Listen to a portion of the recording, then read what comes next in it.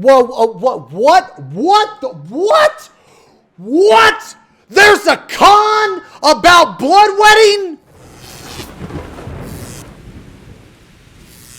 Okay, so this is Savage Prep. Pros and cons of each tank. If your static is having trouble making a decision about tank comps to run in Savage, this is going to be a pros con evaluation of each tank. We'll mostly be talking about the utility brought by each tank as well as other factors in progression such as enjoyability and tedium. While we're not inherently objective factors of the job's contributions, are worth bringing up and are certainly something to consider for something you'll be spending anywhere from 20 to 100 hours. Ooh. 100 hours? Editor's note, this will be a brief and somewhat informal as it stemmed from our own personal static discussion, which when we use the information to deliver in the form of tangible content, some abilities are listed twice as they provide to both pros and cons of the job. All right, Paladin pros. Divine Veil now heals the party on application for a cure potency of 400. Will generally be procced via the Paladin's own Holy Spirit. Intervention, flat 10% from the skill, buffable by another 10%, but this is just listing the abilities they have. Anyway, flat 10% also gives Night Spin Addiction, hot, okay, but okay, that's just the tooltip. Okay, so basically the Paladin pros are Holy Sheltron, Intervention, Veil, Hallowed Ground, Clemency, the one and only true immunity in the game. Can cover ultimate attacks that Hallowed otherwise wouldn't save, and only cost 50 gauge. What? You don't use, why are you comparing? Man, okay, look, guys. All right. Why are people always connecting cover and hollowed ground? Like, I know this person isn't trying to say that you cover someone and you pop hollowed ground. Okay, I don't know where that rumor got started, but why would you ever compare cover to hollowed ground? I guess you cover a healer so that they can healer LB or something? That's not gonna be like on a clearable run. Okay, this whole thing here, I have no fucking idea what he's talking about, but only costs 50 gauge. Well, first off, it shouldn't cost any fucking gauge. 50 gauge is what the other two abilities cost. What do you mean? Only 50 gauge. So this person thinks the cover should be like 100 gauge? Okay, shield bash. Ooh. Okay, GCD stun, better than low. Okay, better than low blow if you strictly need to stun lock. See, I disagree with this. Do you know why? Because you can just ask your melee, hey, can you kick this thing for me? That's it. Remember, this is in a static setting. So if you can't talk to your melee and say, hey, I need you to kick this for me, then you're bad. Other small bits that are generally good on Paladin. Sustain from your skills is considered good. Spirits Within, no longer scaled with Paladin's HP. That's good. So the Paladin maintain potential without being punished for it. That's good. Wreck could potentially line up for mechanics. Okay, that's good. Very good AoE damage in situations that are 3+ enemies. I mean, I know about very good.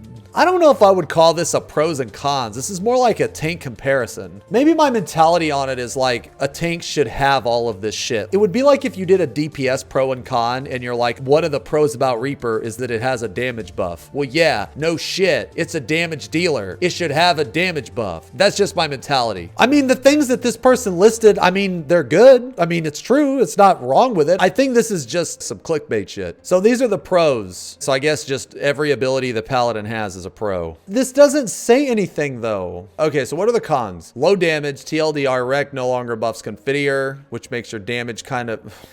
This is not why. Paladin's damage is not this bad simply because Wreck doesn't buff it or whatever. It's a much, much bigger issue. Blade of Valor kind of ruins the complexity of the class and locks you into only one specific opener regardless of encounter design. That's not... What? Dude, I do like the same opener for Dark Knight on like every fucking fight. You do the same opener for Dark Knight. It's not big brain. Like, I don't know why people think Dark Knight is big brain. I really don't. It's not. It's so fucking easy. The reason why people think it's hard is because it has a lot of buttons. Off GCDs don't make a job hard. That just makes it higher APM. That doesn't necessarily increase the difficulty. You can also do different openers for Paladin still, so this is untrue. So anyway, Gauge. This is next to useless when it's empty, as it fills rather slowly and is dependent on the next to 100% uptime on the boss to make use of it. This second part, this I do agree with to a certain extent. So next to useless when empty, okay, it's not next to useless, it is useless. But that's like saying that any cooldown is next to useless when it's on cooldown. Well, yeah, no shit, because you just fucking used it. What the fuck? But this part,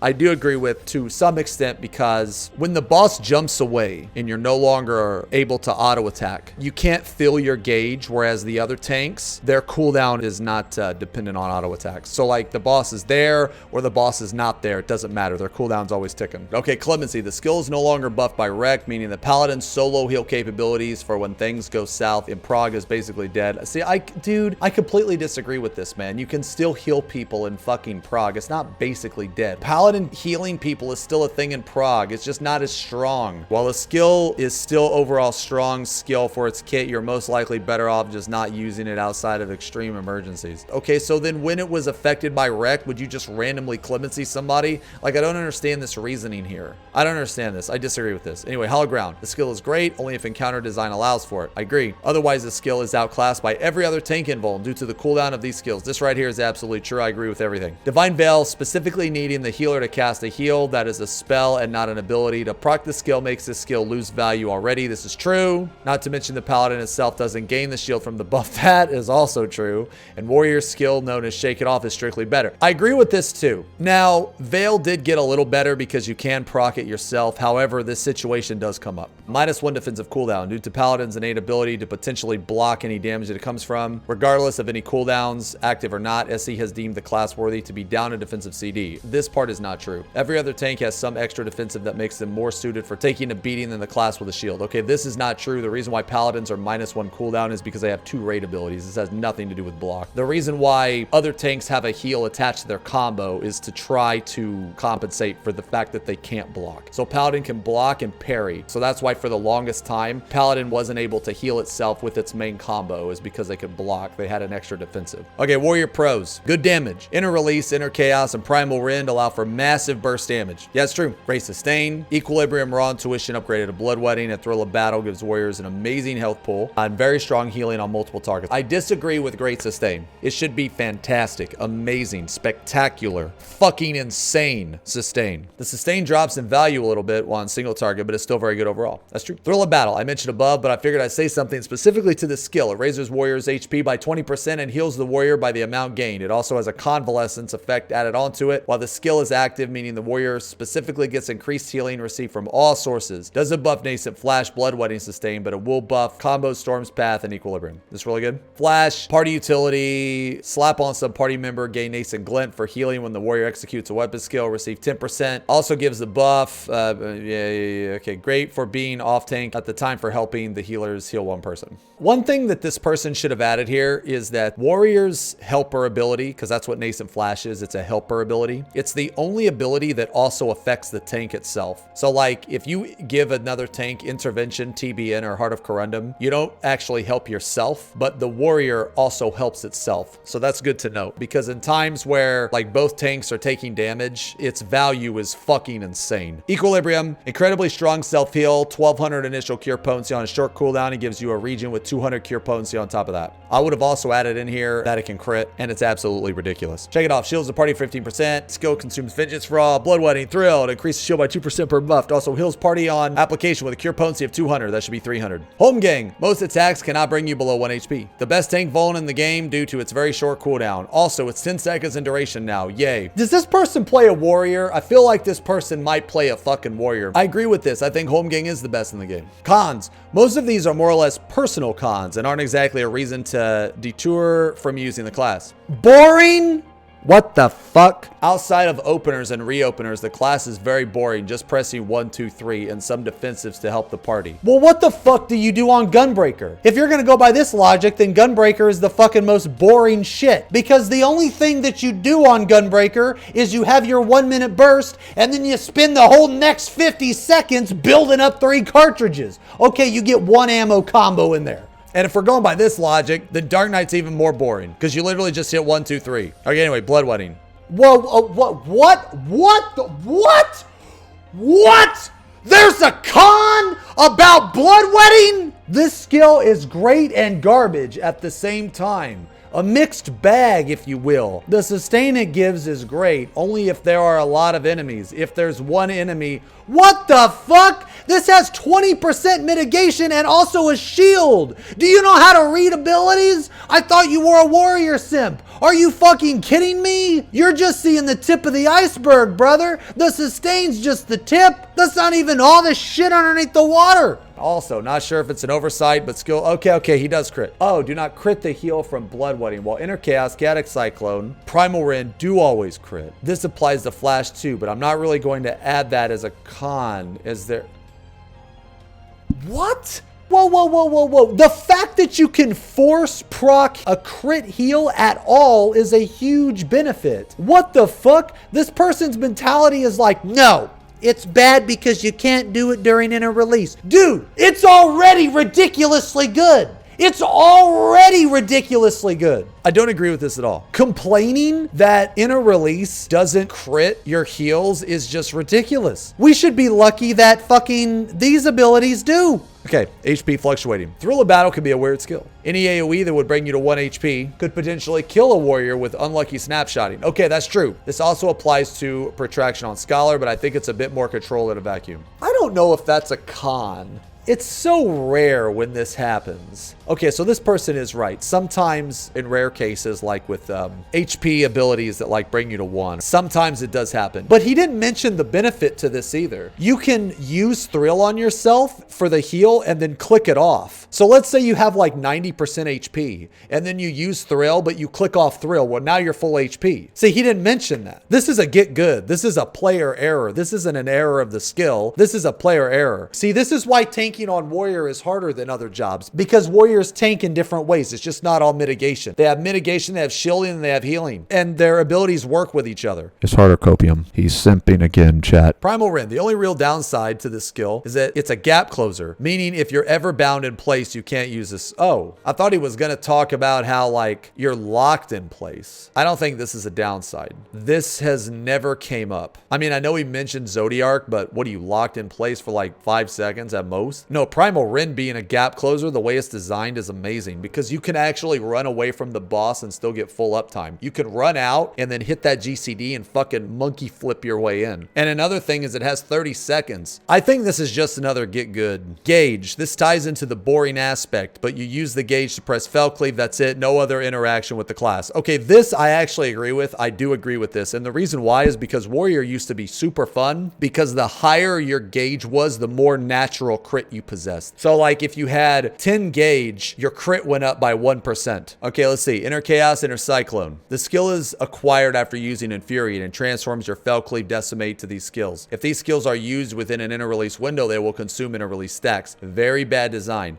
and should be avoided as much as possible, with a few exceptions. Mostly being if the boss is about to die, Inner Chaos would be a DPS increase over Fell Cleave. So like this example he gave, while it is true that Inner Chaos would be a DPS increase over Fell Cleave, it doesn't really apply here. And let me explain why. Because even if Inner Chaos didn't take a stack, you would still use Infuriate and Inner Chaos the boss anyway. And if it did take a stack, which it does, you use Infuriate, you Inner Chaos, and the boss dies. So in both situations, it doesn't fucking matter that Inner Chaos takes a stack because you're gonna do the same thing and have the same result. The boss is fucking dead on the GCD. So it doesn't matter. I kind of get what he's trying to get at, but this is just a really bad example. Let's say the boss is gonna die in 2 GCDs and you have an option. You could do Fell Cleave, or you could do Fell Cleave Inner Chaos. At that point, it doesn't fucking matter that the ability is gonna take a stack. Okay, final tidbits. Warrior gets the least benefits out of certain raid buffs. That's true. It's definitely a con. That is true. But with an asterisk, as it makes the job more freedom and less dependent on raid buffs to maximize the job's capabilities. This is why I do think Warrior needs a buff, actually. It needs a small buff. It needs a buff on its abilities that auto crit, like Fell Cleave. When you have a crit comp, they can't take advantage of certain buffs. Okay, let's see Gunbreaker Pros. Good damage. With mini burst windows every 30 seconds and full-on reopeners every minute, your damage is always going to be good. Not much else to say on that. Go press your buttons angrily. Aurora, 2 charges regen, that's fairly strong. Hot has a cure potency of 200. Heart of Light, weaker, but more practical. You can't compare Passage to, I don't think so. I don't think you compare Passage to really anything. I mean, yeah, Passage is a raid buff, but I think you compare Heart more to Veil than you do Passage, because Passage is just straight up better. Passage is literally the best. Well, as far as like the mitigation goes, because it prevents the most and it prevents both physical and magical. Brutal Shell, the 2 in your 1/2/3 heals a Gunbreaker with a cure potency of 200 and creates a shield equally in the exact amount of health the skill healed you for. Heart of Stone, Heart of Corundum, 50% when used, gives Excog effect with a cure. Okay. Super Bolide, Hollowed Ground, but you shoot yourself in the head. Lower cooldown than Hollowed to allow more frequent use of it. Camouflage, the extra cooldown in the class's kit, where Paladin doesn't have an equivalent. Okay, well that's weird that he put this here, but didn't put it on Thrill. Gunbreaker cons. Continuation. Ooh. TLDR, this makes a class feel like a DPS more than a tank, so in a sense you struggle with boss positioning and weaving your defensive. Absolutely. I hate continuation. Lackluster sustain. With Brutal Shell not being the strongest heal in the class kit, and Aurora being a regen, and Heart of Corundum being on 25% cooldown with a gimmicky give me health situation. What? What? That's not a gimmick. Like, you're guaranteed that health. Heart of Corundum is not supposed to be used for a heal, is the thing. That's why it has 30% mit, or you know what I mean. If by gimmicky you mean the 50% stuff, then yeah, it is gimmicky, but you know what? I'm probably looking too deep into it. Like, I'm probably trying to nitpick too much. I just wouldn't compare the sustain of Heart of Corundum to like Bloodwetting or Clemency. I just look at Heart of Corundum and then I hope and I pray that one day Dark Knight will have something as good as that. Super Bolide, you're forced to 1 HP, forcing healers into giving attention where it could otherwise be. Not exactly a flaw in controlled environments, but it could lead to less DPS in a panic situation. Couldn't you use Heart of Corundum's negative, right? Because this is a negative, right? Because it's a gimmick. It seems like these two kind of pair up together, you know what I mean? They kind of make each other better. Heart of Light, being magic only makes a skill limiting to a degree. It's a good thing. Most AoE skills are magic, right? I think I'm just being too nitpicky, man. I've just never thought that like Heart of Light was bad. I've never thought that Dark Missionary was bad. I've just always been like, wow, that's pretty cool that it's like free. It's just a free raid buff. They designed fights around this, obviously. That's why everything is magic. You can also use this on some busters. I feel like the mentality should not be, I'm going to use my raid buff on a tank buster. That shouldn't be the mentality. The mentality should be, oh wow, I can actually double up and use my raid buff on the buster and catch the raid AoE too. This person isn't wrong in the rare cases where the AoE is physical. Shake and Veil are just straight better. Okay, Dark Knight Pros. The best damage in the tank roll for now. While your 1-2-3 is the weakest of the 4 tanks, you make up for it with plentiful, strong GCDs. Motherfucker, there's only one GCD you hit besides 1-2-3, and that's 4. What are you talking about? You make up for it with Blood Spiller and strong OGCDs that skyrocket your damage to be higher than most DPS and openers. Okay. TBN, while not the most useful skill, is overall a strong skill to use on yourself or a party member for EHP. Yeah, okay. Dark Missionary, literally Heart of Light. Ablation, 2 charge, 10% DR that can be thrown on a party member. Dark Mind, 20% magic DR for Dark Knight. You can already determine most damage types in Pandemonium from normal mode, so plan accordingly with this. Ooh. In events where there's lots of enemies, this could be a good sustain tool. Okay. Each enemy hit heals the Dark Knight with cure potency of 200. Problem is, there hasn't been any AoE yet again in normal mode. Perhaps this changes in Savage. I agree with this. Living Dead. Dark Knight's invulnerability skill. 10-second grace period to basically die, then 10 seconds of I can't die, assuming you get healed equal to the amount of HP your maximum HP pool can hold. Pairs well with White Mage Benediction. Salted, more or less a quality of life thing. No longer have to potentially clip your GCD or use a macro to place the skill. It's just placed at your feet now. No, I disagree entirely. This is just a straight nerf. I just think that this person might not know about the spammable part, you know what I mean? Other small things of benefit of Dark Knight. If you enjoy resource management, this is the class for you. Won't necessarily be for the benefit of the group, but it's a feels good class if you can execute it properly. Okay, Dark Knight cons. Awkward functionality. The kit fights itself. It's very awkward, very rushed. Yo, the Blackest Night. This skill was the focal point of every other new skill the other tanks got. It's outdated, and while it's cool and feels good to use, ooh. Does anyone really feel good using TBN? Like, honestly, when you use TBN, what's the first thing you think about? I hope it fucking procs. I mean, that's what I think about. Living Dead. This skill absolutely sucks. You basically die and force your healer's attention onto you through benediction or heavy healing to actually stay alive. Yo, that's a pretty good description, actually. This skill absolutely sucks. Dark Mind, Abyssal Drain, useless traits. I'm kind of consolidating. I'm kind of consolidating these into one category, as everything here is basically useless. These 2 skills mentioned aren't ever going to be useful where something else in your kit or from the off tank couldn't cover. Abyssal Drain specifically shares a cooldown with another offensive skill, which is most likely means Abyssal Drain isn't ever going to get used. That's true. The useless trait in Dark Knight's kit are something you'd assume would just happen normally. Shouldn't need a trait for those things. I agree. I mean, I don't think Dark Mind is useless. I think Dark Mind has its uses. I think Dark Mind's bad. I don't think it's useless. I think that when the benefit to a cooldown is when you use it on a raid AoE because there's nothing else to use it on, that means it's bad. You're just on copium at that point. Nah, it's good, man. I used it on the raid AoE and it reduced the damage that the AoE heal was going to heal me up for anyway. So in the end, it didn't matter. So in the end, it didn't even fucking matter that you used it. Okay. Hell yeah. Hey, at least this guy plays the game. Okay, so yeah, I mean, no, there are a lot of things in here that I agree with. This one's way, way, way better than some of the other ones, man. Now, some things in here I don't agree with, but like I said, I'm probably just nitpicking. Decent, I guess. I guess it's okay.